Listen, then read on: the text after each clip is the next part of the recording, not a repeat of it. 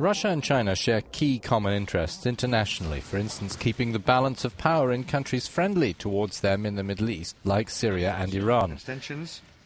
China traditionally joins Russia against Western calls for intervention in crises. Both accused NATO forces of illegitimately turning a UN-authorized operation to protect civilians in Libya into a broader campaign to oust Muammar Gaddafi. They also share a very long border and communist background. There are natural practicalities too.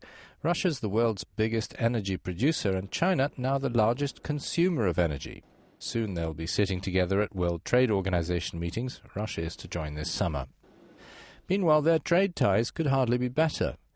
Russian trade with China has risen at least 40% year-on-year for the last 2 years, and Russian officials say that a target to have more than 80 billion euros in bilateral trade by 2015 is likely to be reached ahead of time. It's not all rosy, however. With China's rising economic power, it is a potential rival for control of resources in thinly populated Siberia.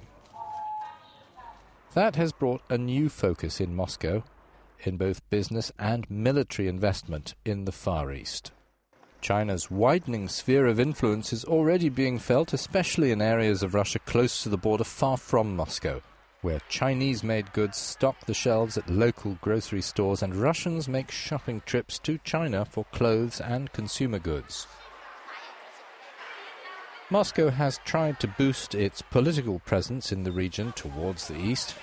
The new government, formed last month for the first time, has a Minister for Far East Development, and a state company is also being created with the aim of resource exploitation there. So it's no wonder that President Putin is looking keenly into the future and cultivating a relationship with Vice Premier Li Keqiang, the likely successor of Premier Wen Jiabao. Both Wen and President Hu Jintao are expected to step down at the end of this year.